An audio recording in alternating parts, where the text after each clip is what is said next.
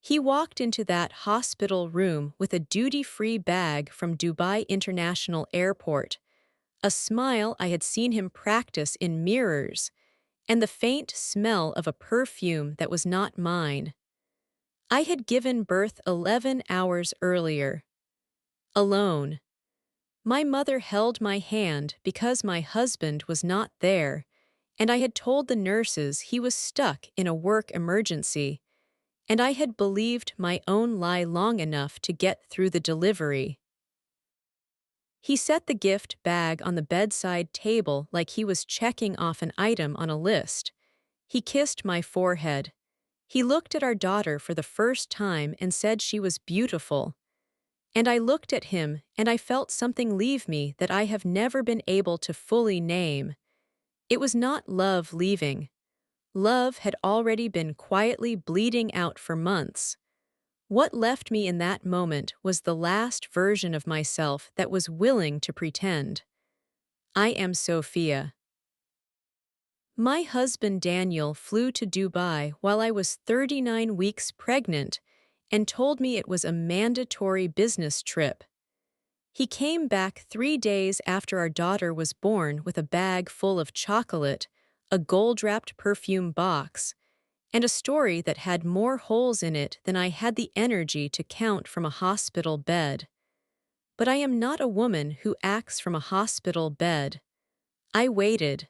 I healed. I gathered everything I needed. And then I made decisions so quiet and so clean that Daniel did not see a single one of them coming. What he brought home from Dubai cost him everything he had built, and it started with a receipt I found in the lining of his jacket. Before I go any further, I want to ask you one thing. If the person who was supposed to be beside you in the hardest moment of your life was somewhere else entirely, with someone else entirely, and then walked in afterward acting like nothing had happened, what would you do with that? Would you say something right away? Would you go quiet and watch? Would you forgive it? I need you to sit with that question because the answer says everything about who you are. Tell me in the comments what you would have done. And stay with me, because what Sophia did with her silence will either break your heart or make you stand up and cheer. Maybe both. I want to tell you about the gift bag first because it matters more than it seems. It was a standard duty-free bag from Dubai International, white with the airport logo on the side. Inside it, there was a box of mixed chocolates, a small bottle of oud perfume in gold wrapping, and a children's stuffed camel with a tag that said Dubai on the bottom. The camel still had the price sticker on it. Converted to dollars, it was about $4.50. That detail lodged in me somewhere and never fully left. My name is Sofia. I am 34 years old. At the time this story begins, I had been married to Daniel Harrow for 6 years. We met when I was 26, at a company event where he was presenting and I was working in the communications department. He was persuasive in the way that certain men are when they have learned that confidence reads as competence to a room that is not paying close enough attention. I was paying close attention, but I was also 26, and he was charming, and I told myself that what I was noticing was just the sharpness of his professional manner and not a warning. We dated for 2 years before we married. I left my job at the company because it felt cleaner that way. I freelanced in communications consulting from home, which worked well for several years and gave me both income and flexibility. When we decided to try for a family, I reduced my client load. When I became pregnant, I reduced it further. By the time I was in my 3rd trimester, I had 2 small clients, and a growing sense that I had allowed my professional life to narrow in ways I had not fully accounted for. I want to be honest about our marriage before I tell you about what happened to it. It was not a bad marriage for the first 3 years. There were good things in it, genuinely good things. Shared meals and long drives and the kind of easy conversation that makes you think you have found the person who is simply tuned to your frequency. Daniel was attentive when he was present. The problem was a gradual one. He became less present, not all at once. A degree at a time, the way a room cools when someone has left a window open and you don't notice until you are already shivering. Business trips became more frequent. Phone conversations became shorter or happened in other rooms. There was a new colleague named Priya who came up in conversation a few times in ways that were casual enough to seem natural but specific enough to register. I filed it. I asked once lightly who Priya was. He said she was on his regional team. He said it quickly and moved on. I let it move. By the time I was pregnant, maybe 5 months in, I had a feeling I could not name precisely, but that lived in my chest like a stone. Not rage, not certainty, more like the particular discomfort of a person who has seen a shape in the dark and is not yet sure what it is and is afraid of what happens when the light comes on. I did not act on the feeling.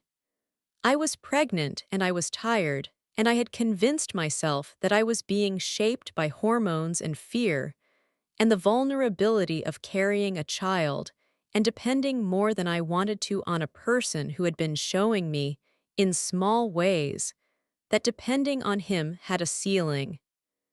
Daniel told me about the Dubai trip when I was 38 weeks pregnant. He sat across from me at the kitchen table, and he said it in the tone he used for things he had already decided, the tone that was framed as informing me but was actually just announcing. He said it was a regional leadership summit. 3 days. He said his director had personally requested his attendance. He said he had already checked with my doctor and that the due date was still 10 days out and that he would be back well before anything happened. I want to sit with that sentence. He had checked with my doctor, not asked me, not discussed it with me, checked with my doctor as if I were a logistical variable in a schedule he was managing rather than a person he was married to who was about to give birth for the first time. I said I was not comfortable with it. He said he understood, but that this was important for his career trajectory, and that everything would be fine, and that my mother could come stay if I was worried. I said my mother coming to stay was not the same as my husband being present. He said he knew that and he was sorry and he would make it up to me. He booked my mother's train ticket himself. That detail has always stayed with me. The efficiency of it. The way he had already planned the replacement before the conversation about the original absence had finished. He left on a Tuesday morning. He kissed me at the door with the specific tenderness of someone who needs the goodbye to be remembered a certain way. I watched the car pull out of the driveway and I stood at the window for a moment and I thought about what I was feeling and I could not find one clean word for it. It was somewhere between grief and recognition, like watching a door close that you had been hoping would stay open. My contractions started Wednesday night. They were mild at first, the kind you second guess, the kind where you drink water and breathe and tell yourself it might just be Braxton Hicks. By Thursday morning, they were not mild. I called my mother at 4 in the morning, and she was at my door by 5:30, and we were at the hospital by 6:15, and our daughter was born at 3:47 in the afternoon. I called Daniel twice during early labor. Both calls went to voicemail. I sent a text at 10 in the morning that said I was in labor and at the hospital. He replied 40 minutes later with a message that said he was in sessions all day, that he loved me, that I was going to be incredible, and that he would call as soon as he had a break. He called once, briefly, at 2 in the afternoon. The call lasted 4 minutes. He sounded distracted in the way people sound when they are trying to seem present while being somewhere else entirely. He said he was trying to get an earlier flight. He said he loved me. He said to call him the moment she arrived. She arrived at 3:47. My mother was holding my left hand. A nurse I had met 6 hours earlier was holding my right.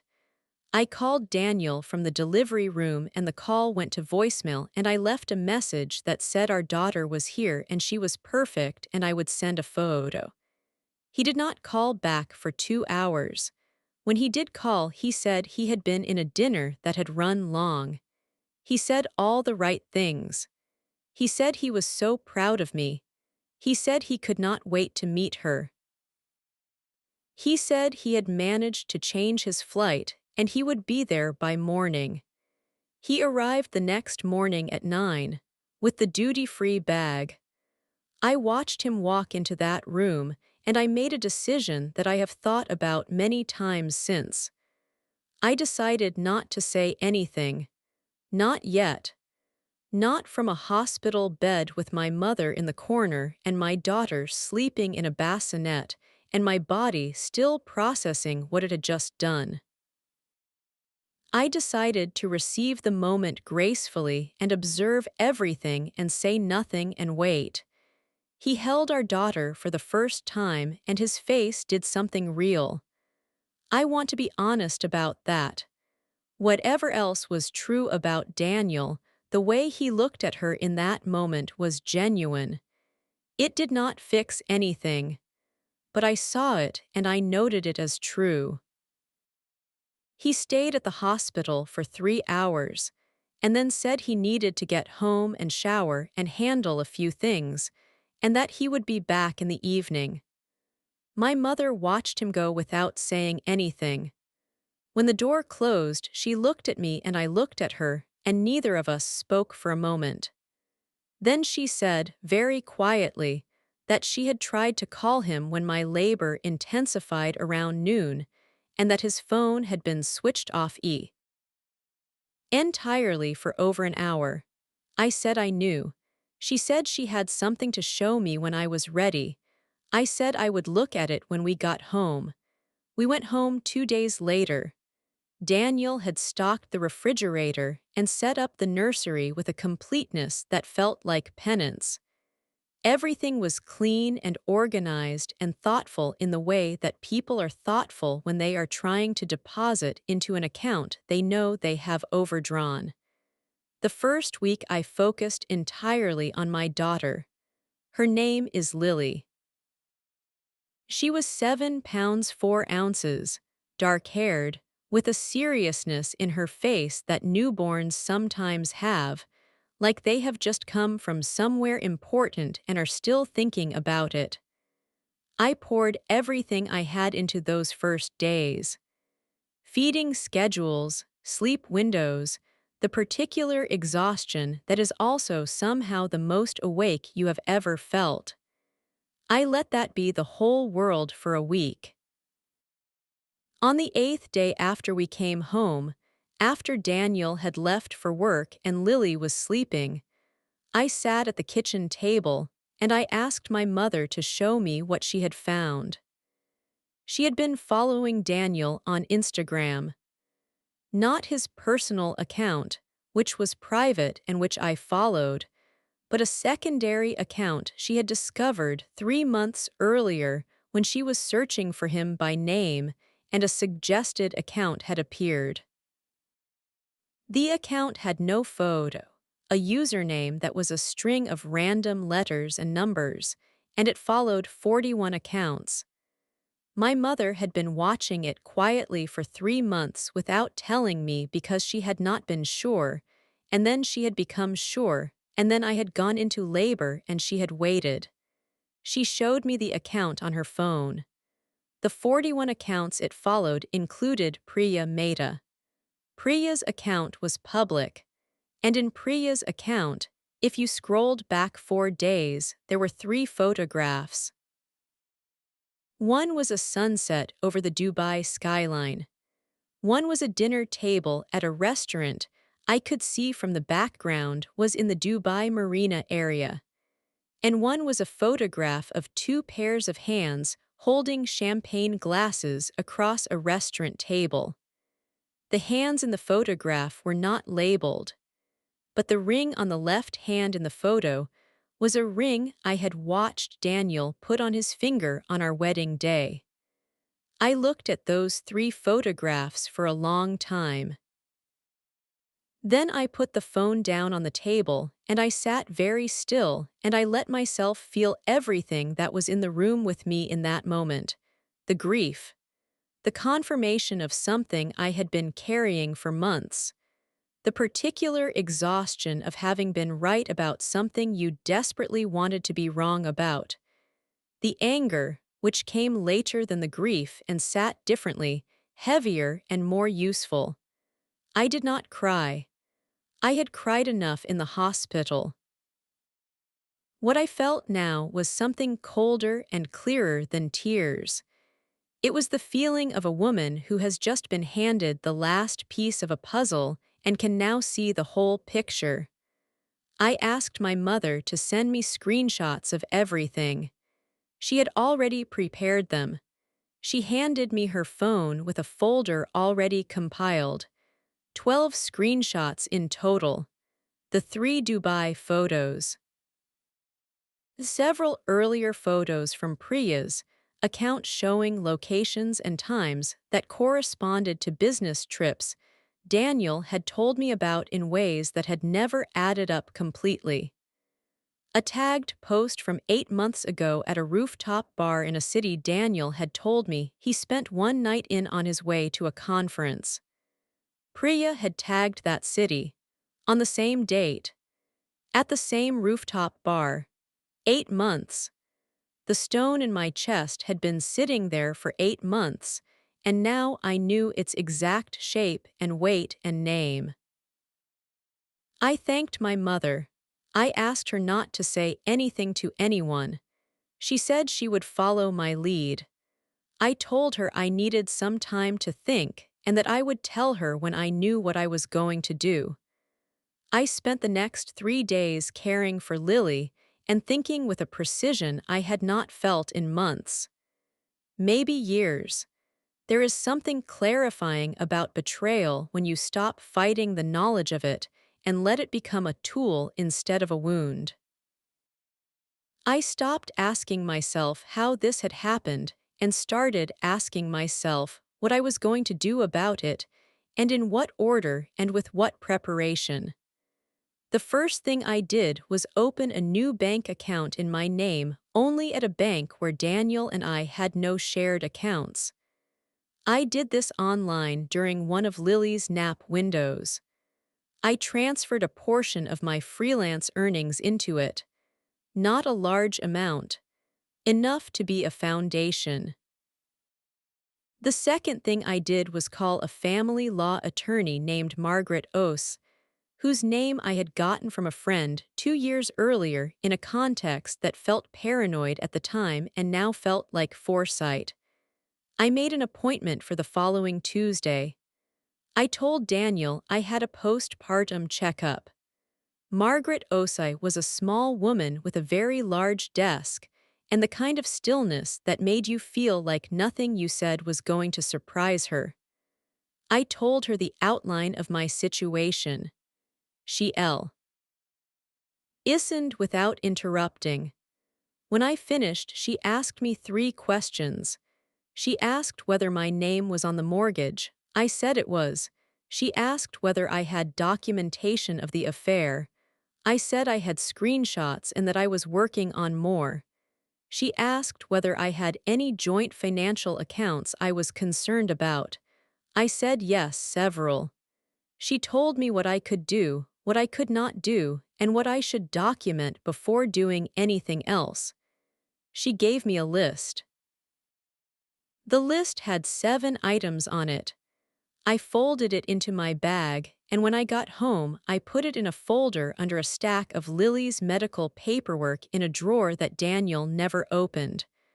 Over the following 2 weeks, I worked through that list methodically. Bank statements going back 18 months, printed and filed. Credit card statements, same period. I found charges that told their own story. Hotel bookings in cities Daniel had mentioned in passing. Restaurant charges in places he had said he was eating alone. A jewelry purchase from 8 months ago, a jeweler I did not recognize, for an amount that suggested something more than a casual gift. Nothing he had bought me in the last year came from that jeweler. I want to tell you about the receipt in the jacket lining because that is the proof object that completed the picture. About 3 weeks after Daniel came home from Dubai, I was sorting laundry. His suit jacket from the trip was still hanging in the closet. I took it down to check the pockets before dry cleaning, which I had done automatically for years without thinking about it. The outer pocket was empty. The inner breast pocket had a folded receipt. I opened it. It was from a hotel in Dubai, the Atlantis Palm, 2 nights. The dates matched his trip exactly. The room type listed was a deluxe ocean view suite. The charge was for 2 guests. I stood in the closet holding that receipt for a long time. 2 guests. He had not been at a leadership summit staying in a standard corporate hotel room. He had been at the Atlantis Palm in a suite for 2 with a woman whose Instagram account I could now scroll through and see exactly what their trip had looked like. I photographed the receipt with my phone. I put it back exactly as I had found it, folded the same way, back in the same pocket. I rehung the jacket. I went to check on Lily, who was awake and looking at the ceiling mobile with the serious expression she had inherited from somewhere, and I sat beside her and I breathed until I was steady. That receipt went into Margaret Osai's hands 4 days later. Margaret said it was useful. She said combined with the financial records and the social media documentation it created a timeline that was, in her word, comprehensive. She asked me what I wanted, not what I was angry about, not what hurt. What I wanted. I told her I wanted to protect Lily. I told her I wanted the house. I told her I wanted my financial independence restored to what it had been before I reduced my work for a marriage that was being spent in hotel suites in Dubai. And I told her I wanted to do all of it as quietly as possible for as long as possible, because I was not interested in a war. I was interested in a result. She said that was the right approach. She said we would prepare everything and I would choose the moment. I went home and I continued being Sofia. I made dinner. I fed Lily. I asked Daniel about his day. I listened to his answers with the particular attention of someone who now understood that every word was both information and documentation. He talked about work. He mentioned Priya twice in passing. Each time I noted it without expression and moved on. He noticed nothing different about me. People rarely notice when a quiet person gets quieter. I want to tell you about something that happened about 5 weeks after Dubai that I did not expect, and that changed the emotional shape of the story for me. Priya posted a photo on her Instagram. It was not a Dubai photo. It was a photo from what appeared to be a weekend trip somewhere with mountains. The caption mentioned something about a long overdue escape. She was smiling in the photo in a way that I recognized. Not because I knew her face, because I knew that smile. It was the smile of someone who has been promised something and is beginning to believe the promise. She did not know about Lily. I was almost certain of that. I was almost certain that Daniel had managed whatever version of reality he had constructed for Priya in the same way he had managed the one he constructed for me, which was carefully and incrementally, and with enough charm to keep both versions running in parallel without either one bumping into the other. I felt something unexpected looking at that photo. Not sympathy exactly, but a kind of recognition. She was in this too, in her own way, and she did not have the information she needed to make a real choice about it. I thought about that for several days. I did not act on it immediately, but I filed tea with everything else. 6 weeks after Dubai, Daniel came home from work one evening and told me that Priya was being promoted and moving to a different division. He said it the way people say things they want to seem casual about and aren't quite managing it. He watched my face. I gave him nothing. I said that was good for her. He seemed to relax slightly. I noted that too. 3 days after that conversation, Priya's Instagram went private. I thought about what that meant for a long time. Whether Daniel had asked her to go private, whether she had made that choice herself, whether something had shifted between them, I could not know for certain. What I knew was that the public record I had already captured was saved and filed and in Margaret's possession, and that what happened between Daniel and Priya going forward was not my primary concern. My primary concern was Lily and the house and the financial ground I had lost and needed to recover. The moment I had been waiting for came in a way I had not planned, but recognized immediately as correct when it arrived. Daniel's mother called me on a Sunday morning in what I can only describe as a state of misplaced confidence. Her name is Elaine, and she has never been warm toward me in a way that was fully disguised. She has always carried a specific kind of energy toward women her son chose, which was the energy of someone who believed the choosing was never quite right and was prepared to say so at the appropriate moment. The appropriate moment, apparently, was a Sunday morning when her son was in the shower, and his wife was sitting at the kitchen table with a 4-week-old baby and a very complete folder of documentation.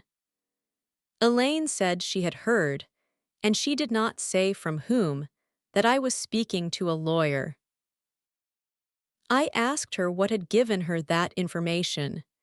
She said it did not matter where she had heard it. She said she was calling because she wanted to handle things as a family, and she hoped I was not going to do anything that would hurt Daniel's career or his reputation or their family name. I want to pause on that sentence because it has several things in it that deserve to be looked at clearly. She was not calling to ask if I was all right. She was not calling to acknowledge that her son had been absent when his wife gave birth. She was not calling to address the fact that there was a receipt from the Atlantis Palm in a suit jacket pocket. She was calling to protect Daniel's career and his reputation and the family name. I told Elaine that I was handling things correctly and legally, and that I was not interested in hurting anyone. I told her that what I was interested in was a fair outcome for myself and for Lily. She said she hoped I understood what I would be giving up if I chose this path. I asked her what she meant. She said Daniel came from a family with resources, and those resources would continue to be available to me and to Lily if things remained stable, but that if I chose conflict, those resources could not be guaranteed. I wrote down what she said, word for word, on a notepad I kept in the kitchen drawer. I dated it. I signed it. I photographed it. Then I said, very calmly, that I appreciated her calling and that I would be in touch through appropriate channels. I sent that photograph to Margaret within the hour. Margaret called me back in 20 minutes. She said the conversation I had just described and documented was potentially significant depending on how things developed. She said I had done exactly the right thing by writing it down immediately and photographing it. She said we were now ready to move. I want to tell you what moving looked like, because it did not look like a confrontation. It did not look like a scene. It looked like a series of very clean legal steps taken with complete preparation and very little noise. Margaret sent the formal notification to Daniel's attorney on a Thursday morning. Daniel came home that Thursday evening, and he walked in through the front door, and his face told me that he had already received a call from his lawyer. He stood in the hallway and he looked at me, and I was sitting at the kitchen table nursing Lily, and I looked back at him and I did not say anything first. He said, "Sophia." I said yes. He said, "Is this real?" I said it was. He sat down at the table across from me. He was quiet for a long time. Then he said he wanted to talk about it. He said he wanted to explain. He said there were things I did not understand about what had happened, and he wanted a chance to tell me his side. I told him he could speak with my attorney. He said he did not want lawyers. He said he wanted to talk to me directly, as his wife, as the person who knew him. I told him I was not his wife in the way he had treated me. I told him a wife is someone you come home to when she is in labor. A wife is someone you do not replace with a hotel receipt and a duty-free bag and a $4 camel. He flinched at the camel. I told him the conversation needed to happen through attorneys and that I was not going to do it any other way. He asked about Lily. His voice changed when he asked about her. It went smaller and more honest than anything else he had said in years. I told him that Lily was his daughter and that I was not interested in keeping him from her. I told him that whatever we worked out for her was going to be real and consistent and built around what was best for her, not around what was convenient for either of us. He looked at Lily for a moment. She was asleep against me, completely undisturbed by any of it, with the focused peacefulness of someone who does not yet know that the world contains the kind of choices we had just spent 2 years making. He left that night to stay with a friend. He did not make a scene. He did not raise his voice. He did not try to argue his way out of documentation. I think on some level he had known this was coming for longer than he admitted, the way people know things they have decided not to look at directly. Over the following weeks, the legal process did what legal processes do, which is move slowly and with a great deal of paperwork and very little drama when both parties have attorneys who are not interested in theater. Daniel's attorney was a man named Fletcher who was professional and measured, and who clearly understood that his client's position was not strong. The Atlantis receipt alone established that Daniel had lied about the nature of the trip. The financial records established a pattern of expenditure that had not been disclosed to or shared with his spouse. The Instagram documentation established the timeline. What Daniel had, in terms of counterclaims, was very little. I had not been unfaithful. I had not dissipated assets.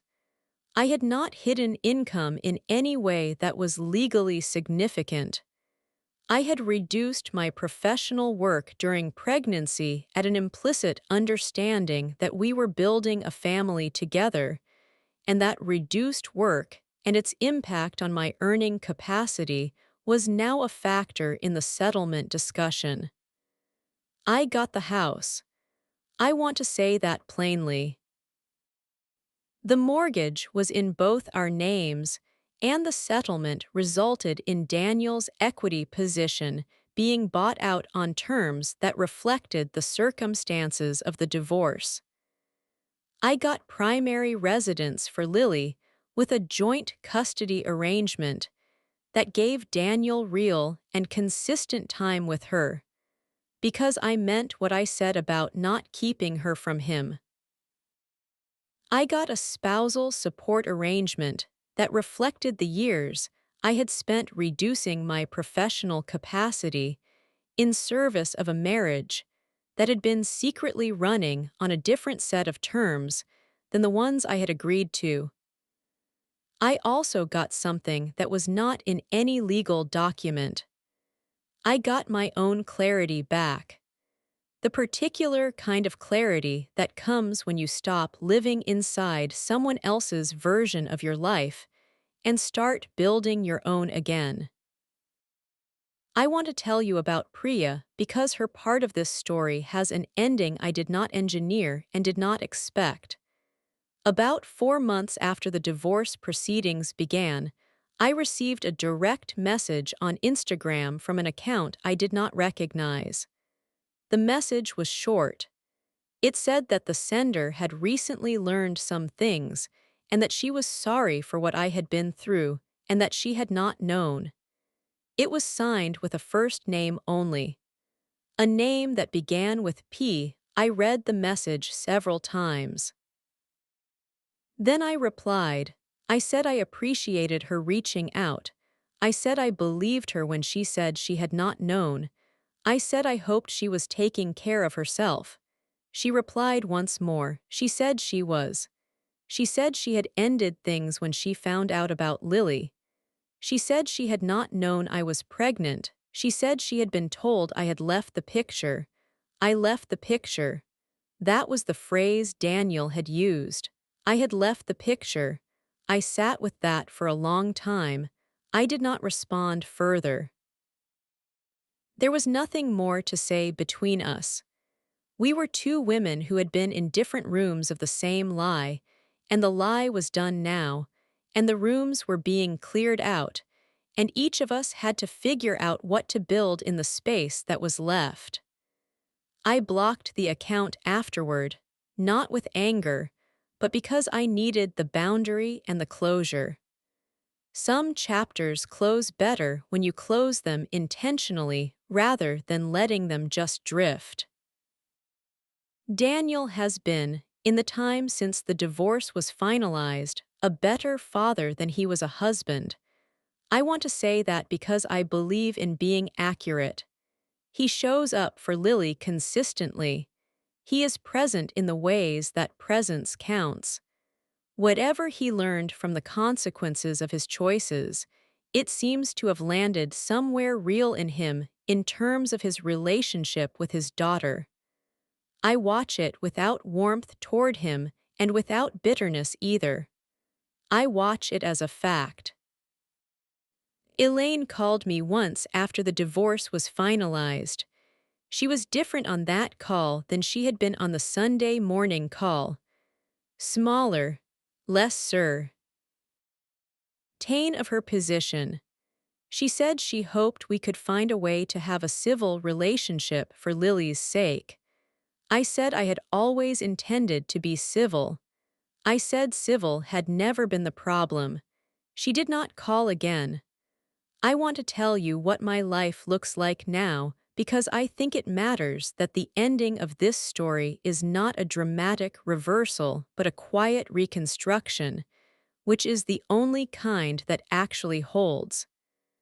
I rebuilt my client list. It took about 8 months of steady work, building from the 2 small clients I had kept through the pregnancy, reaching back out to former contacts, doing the kind of methodical professional rebuilding that does not make for exciting viewing, but that results in something solid. By the time Lily was 18 months old, I had a full client load and had turned down 2 projects because I had more work than I could manage. By the time she turned 2, I had brought on a part-time contractor to help with overflow. I redecorated the house. Not dramatically, not as a statement, just room by room, making it feel like mine and Lily's rather than like a pause between versions of someone else's life. New paint in the hallway. A reading chair in the corner of the living room that is objectively the best chair I have ever owned. A small vegetable garden in the backyard that Lily helps me water on weekend mornings with a plastic watering can shaped like an elephant. I started running again, which I had stopped doing during the pregnancy and had not returned to. The first few weeks were honest about how much ground I had lost, and then the weeks after that started being honest about how much ground I was recovering. I run 4 mornings a week now before Lily wakes up. It is the quietest part of my day and also somehow the loudest in terms of how clearly I can think. I went back to Margaret's office about a year after the divorce was finalized, not for legal reasons. She had mentioned, in passing during the proceedings, that she worked with a financial planner who specialized in clients rebuilding post-divorce, and I had held onto the name. I spent 3 sessions with that planner building a picture of where I was and where I intended to be. The picture was not perfect, but it was mine and it was honest and it was pointed in a direction I had chosen. I want to come back to the duty-free bag. I kept the stuffed camel. I know that is strange. I kept it and I put it on a high shelf in Lily's room behind some books where she cannot reach it yet, not because it means anything good, but because I want it where I can see it when I need to remember what clarity feels like. That $4.50 camel from Dubai International Airport is the most honest thing Daniel ever brought home to me. It is a perfect little monument to the exact shape of how little I had been factored into his life. And on the days when I need to remember why I made the choices I made, I look at it and I remember exactly. I did not throw the chocolates away. Lily ate them over the course of about 4 months, one a day, because I am her mother and I was not going to punish the chocolate for the behavior of the person who bought it. I want to say something now that I have thought about a great deal and that I believe is true. I am not a person who celebrates divorce. I am not a person who thinks what happened to my marriage was anything other than painful and real, and something that has shaped me in ways I am still discovering. I had a daughter in a hospital room without her father because her father was at the Atlantis Palm in a suite for 2 and could not be bothered to have his phone on. That is a fact that I carry and that Lily will carry in different ways when she is old enough to understand it, and I think about that seriously. What I am is a person who decided not to be managed, not to be quieted by the threat of withheld resources, not to be replaced in my own life by a narrative someone else was writing while I sat at home reducing my professional capacity and pressing suits and pretending not to notice the stone in my chest. I watched Daniel walk into that hospital room with a duty-free bag, and I made a decision. I decided not to explode. I decided not to perform. I decided to become very, very clear. And then I did what clear people do. I gathered what I needed. I found the right people to help me. I took the steps in the right order. And I came out the other side with my daughter, my home, my career, and the particular peace that belongs to people who stopped waiting for someone else to treat them correctly and simply started treating themselves correctly instead. I am Sofia. My daughter is sleeping in the next room right now as I tell you this. She has her father's mouth and my eyes and a stubbornness that belongs entirely to herself, and that I am not going to discourage for a single day of her life. She is the reason I got quiet when I needed to be quiet and moved when I needed to move and never, not on. See, let grief make me stupid. She does not know the story yet. One day she will. I am thinking carefully about how to tell it, which parts to give her and when, how to hand her the truth in a way that is honest without being a weapon. She deserves to know who her father is, all of him, the version who was absent and the version who showed up after. She also deserves to know who her mother is.